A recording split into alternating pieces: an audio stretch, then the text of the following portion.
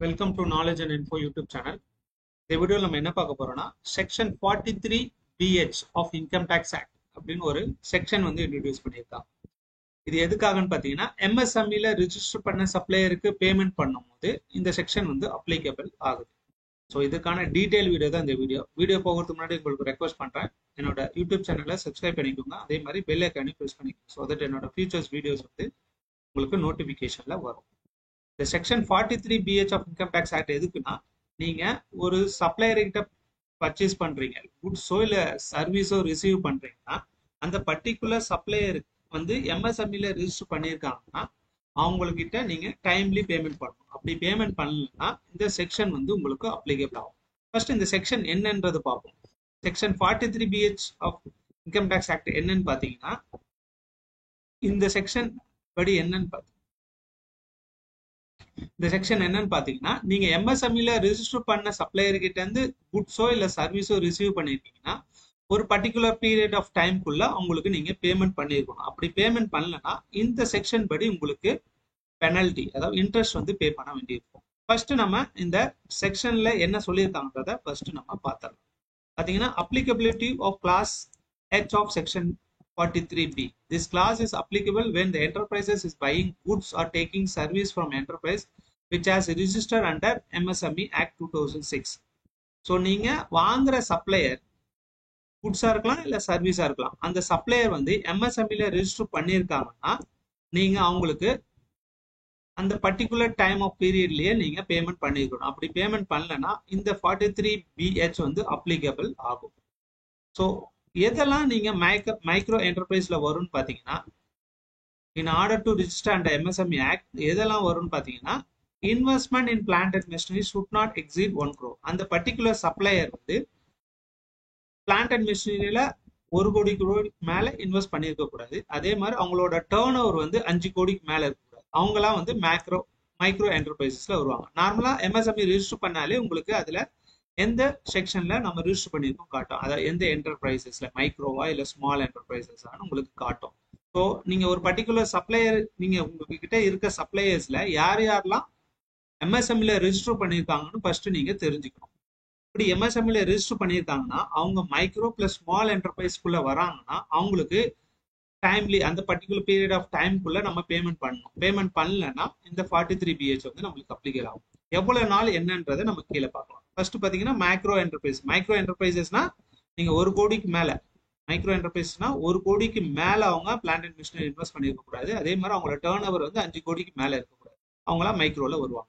அடுத்து பாத்தீங்கன்னா ஸ்மால் என்டர்பிரைசஸ்ல என்ன பாத்தீங்கன்னா, பிளான்ட் அண்ட் மிஷினரியில 10 கோடிக்கு மேல அவங்க இன்வெஸ்ட் பண்ணிருக்க கூடாது. அப்ப அவங்க ஸ்மால் என்டர்பிரைஸ்க்குள்ள வருவாங்க. அதே மாதிரி அவங்களோட turn over not exceed 50 crore மேல இல்லைன்னா அவங்களும் ஸ்மால் என்டர்பிரைஸ்க்குள்ள வருவாங்க. இந்த ரெண்டு என்டர்பிரைசஸ்ல, அதாவது மைக்ரோ என்டர்பிரைஸ், ஸ்மால் என்டர்பிரைஸ், இந்த ரெண்டு என்டர்பிரைசஸ்க்குள்ள வரவங்க MSMEல ரிஜிஸ்டர் பண்ணிருக்கலாம். அவங்க வந்து பிக் என்டர்பிரைசஸ் கூட இருக்கலாம்.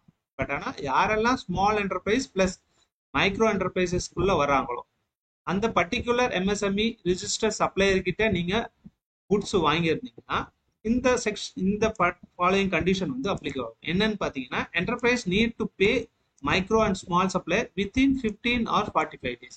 அதாவது 15 இல்லைன்னா 45 நாளுக்குள்ள பே பண்ணிருக்கணும். 15 நாள் எப்போ அப்ளிகபிள் ஆகும்னா, in case there is no return agreement, நீங்க எந்த ஒரு அக்ரிமெண்ட்டும் அந்த பர்டிகுலர் சப்ளையர் கூட போடலன்னா அப்பனா நீங்க பேமெண்ட் வந்து 15 டேஸ்க்குள்ள அந்த MSME ரிஜிஸ்டர் சப்ளையருக்கு பேமெண்ட் பண்ணுங்க.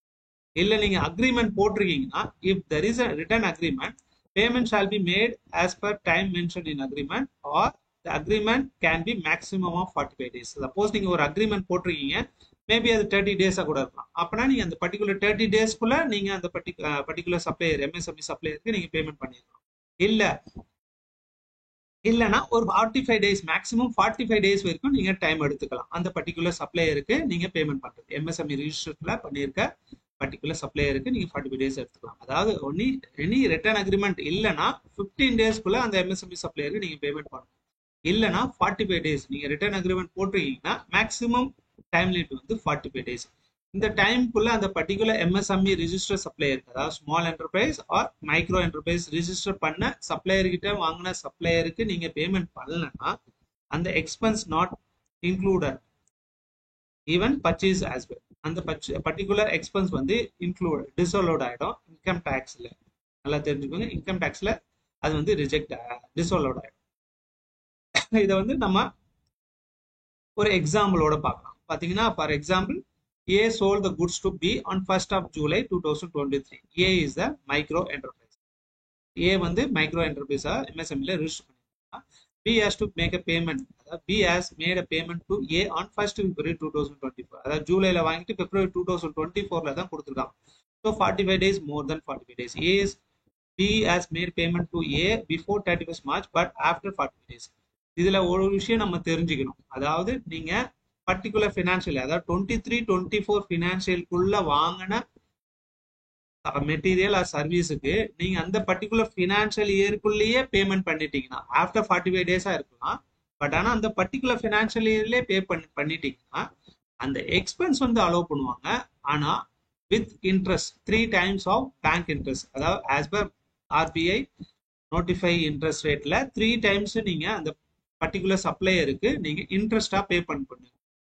Even A is not demanded, அதாவது சப்ளையர் டிமாண்ட் பண்ணலாலும் நீங்க வந்து அந்த பர்டிகுலர் சப்ளையருக்கு 3 times RBI பேங்க் ரேட் படி, RBI ரூல் படி என்ன ரேட் ஆஃப் இன்ட்ரெஸ்ட் கொடுத்துருக்காங்களோ அது 3 times படி நீங்க அந்த எத்தனை நம்பர் ஆஃப் டேஸ் நீங்க டிலேவா பே பண்ணிருக்கீங்களோ அதுக்கு நீங்க இன்ட்ரெஸ்ட் பே பண்ண வேண்டும்.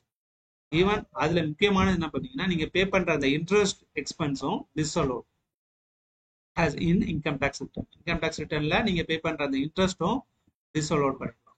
ஸோ இந்த செக்ஷன் எதுக்காக கொண்டு வந்திருக்காங்கன்னா, மைக்ரோ அண்ட் ஸ்மால் என்டர்பிரைசஸ்ல ரிஜிஸ்டர் பண்ணிருக்க சப்ளையர் கிட்ட நீங்க சர்வீஸ் ரிசீவ் பண்றீங்கன்னா 15 or 45 டேஸ்க்குள்ள அந்த பர்டிகுலர் சப்ளையருக்கு நீங்க பேமெண்ட் பண்ணிக்கலாம்.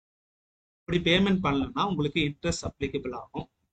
இல்லைன்னா நீங்க சப்போஸ் டிலேவா பே பண்றீங்க, ஆனா அந்த பர்டிகுலர் ஃபினான்ஷியல் இயர்க்குள்ளேயே பே பண்றீங்க. ஃபார் எக்ஸாம்பிள், ஜூலைல பர்ச்சேஸ் பண்ணது பிப்ரவரியில பேமெண்ட் பண்ணிட்டீங்கன்னா அந்த பர்டிகுலர் எக்ஸ்பென்ஸ் இஸ் அலோட், ஆனா நீங்க இன்ட்ரெஸ்ட் பே பண்ணணும். ஃபார் எக்ஸாம்பிள், சப்போஸ் நீங்க ஒரு மார்ச் 2024ல, சப்போஸ் இப்ப ஜனவரி இருக்கு, ஜனவரி 2024ல பர்ச்சேஸ் பண்றீங்க, ஆனா மார்ச் 2024 31st March 2024க்குள்ளேயே பேமெண்ட் பண்ணிட்டீங்கன்னா அந்த எக்ஸ்பென்ஸை நீங்க அலோவ் பண்ணிக்கலாம். பட் ஆனா இன்ட்ரெஸ்ட் வந்து அப்ளிகபிள் ஆகும். ஃபார் எக்ஸாம்பிள், சப்போஸ் நீங்க ஒரு 30th March 2024ல பர்ச்சேஸ் பண்றீங்க, ஆனா நீங்க பேமெண்ட் பண்றது ஆஃப்டர் 3 months கழிச்சு ஜூன் இல்ல ஜூலை 2024ல பேமெண்ட் பண்றீங்கன்னா அந்த பர்டிகுலர் எக்ஸ்பென்ஸ் வந்து டிஸ்அலோட் ஆகிடும். நீங்க அலோவ் பண்ணக்கூடாது.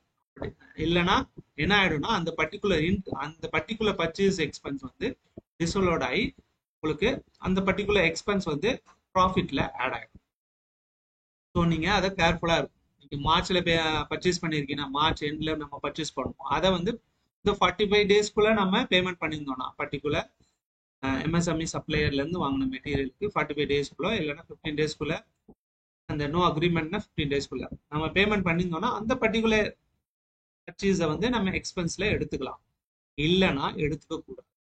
திஸ் 43PH இன்கம் டேக்ஸ் புது ரூல் வந்து கொண்டு வந்து, இந்த ரூல் படி நம்ம கேர்ஃபுல்லா இருக்கணும். நம்மளோட சப்ளையர்ஸோட கிரெடிட்டர்ஸ் லிஸ்ட்டை நம்ம ஷோ பண்றோம்ல இன்கம் டேக்ஸ் ரிட்டர்ன்ல, அங்க வந்து இந்த ரூல் வந்து அப்ளிகபிள் ஆகும். ஆடிட்டர் வந்து கண்டிப்பா உங்களை கேட்பாங்க, உங்களோட கிரெடிட்டர் லிஸ்ட்டை கொடுங்க, அந்த லிஸ்ட் படி நீங்க எவ்வளோ நம்பர் ஆஃப் டேஸ்ல நீங்க பேமெண்ட் பண்ண வேண்டியிருக்கு, எவ்வளோ நம்பர் ஆஃப் டேஸ்ல நீங்க பேமெண்ட் பண்ணிருக்கீங்க.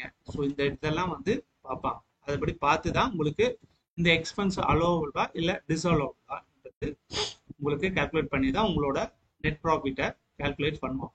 ஸோ இந்த இன்ஃபர்மேஷன் கண்டிப்பாக உங்களுக்கு பிடிச்சிருக்கும் நம்புறேன். இந்த செக்ஷன்ல ஏதாவது டவுட் இருந்துச்சுன்னா எனக்கு கமெண்ட் செக்ஷன்ல சொல்லுங்க, கண்டிப்பாக உங்களுக்கு நான் கிளியர் பண்ணுறேன். இந்த வீடியோ பிடிச்சிருந்துச்சுன்னா லைக் பண்ணுங்க, ஷேர் பண்ணுங்க, அதே மாதிரி எனக்கு யூடியூப் சேனலையும் சப்ஸ்கிரைப் பண்ணுங்க.